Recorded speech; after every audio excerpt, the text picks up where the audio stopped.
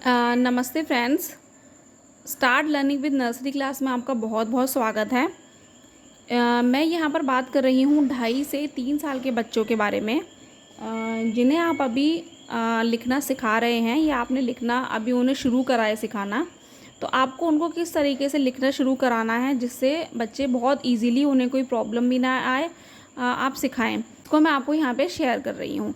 Nursery class में क्या होता है, मेन सब्जेक्ट्स जो होते हैं वो होते हैं मैथ्स, हिंदी, इंग्लिश, ड्राइंग,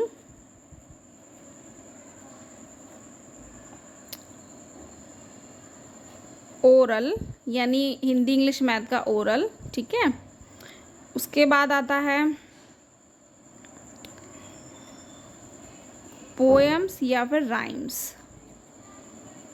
ठीक है। इसके अलावा क्राफ्ट भी होता है, बच्चों को नई नई चीज़ें बनाना सिखाना, उनको नए नए टास्क देना, ये सब क्राफ्ट में आता है।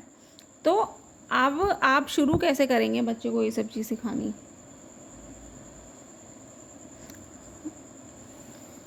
सबसे पहले हम यहाँ पे बात करेंगे मैथ्स के बारे में।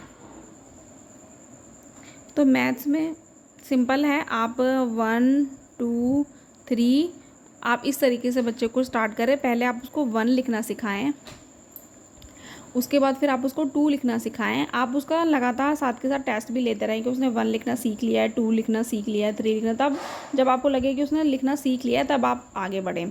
इसी तरीके से हिंदी होता है। हिंदी में क्या होता है कि बहुत से लोग मतलब बहुत ये समझते हैं कि पहले हमें ये सिखाना चाहिए, फिर हमें बीच की लाइन सिखानी चाहिए, फिर ऐसे नहीं करना चाहिए। हिंदी में क्या होता है कि थोड़ा ना बच्चों के लिए टफ होता है। अगर आप ना अलग अलग उसको शब्द को तोड़ तोड़ के उसको बच्चे को सिखाएंगे तो एकदम से उसको समझ ही नहीं आएगा, वो कंफ्यूज ही रहेगा हमेशा। इसके लिए क्या कीजिए, आप हमेशा पूरा आप लेटर बच्चे को लिखना सिखाएं।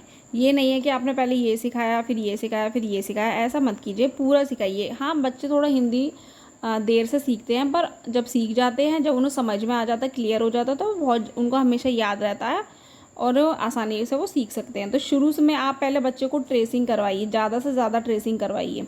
ट्रेसिंग 4 से 5 दिन लगातार कराने के बाद फिर आप उनको कोई नया शब्द लिखने को दीजिए कि आप मुझे अब ये लिख के दिखाइए। अगर बच्चा लिख लेता है तो ठीक है, अगर नहीं लिख पाता है तो आप फिर उसको दोबारा से ट्रेसिंग कराइए, आप हाथ पकड़ के लिखना सिखाइए।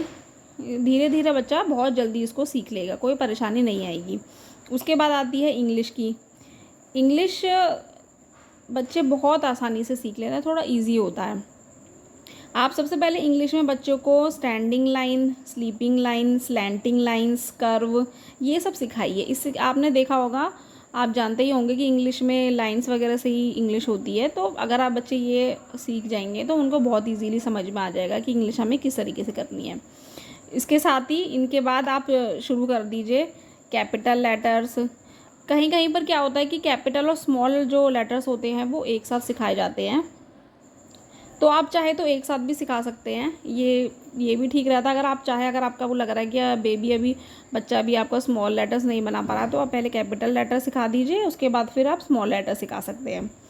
उसके बाद ही बात आती है ड्राइंग की। आपको पर डे 1 या 2 शीट बच्चे को ड्राइंग करने के लिए भी देनी चाहिए, जिससे उसकी जो पेंसिल की जो मतलब पेन पकड़ने की जो ग्रिप होती है वो डेवलप हो, और उसके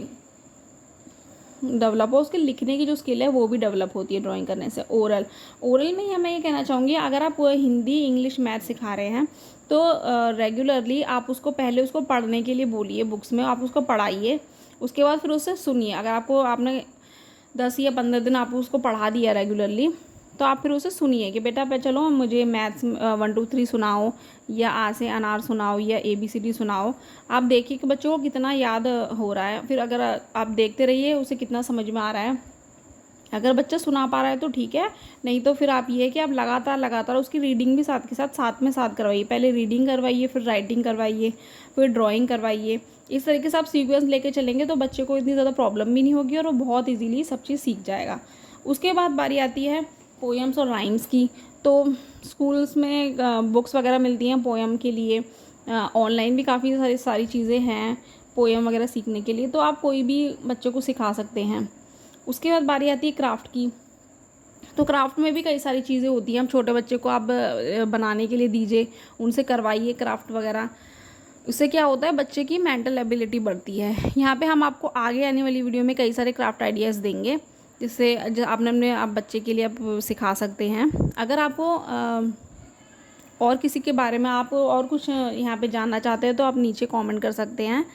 मेरी वीडियो अगर आपको पसंद आई हो तो इसको प्लीज़ शेयर कीजिए और मेरे चैनल को सब्सक्राइब कीजिए। Thank you so much.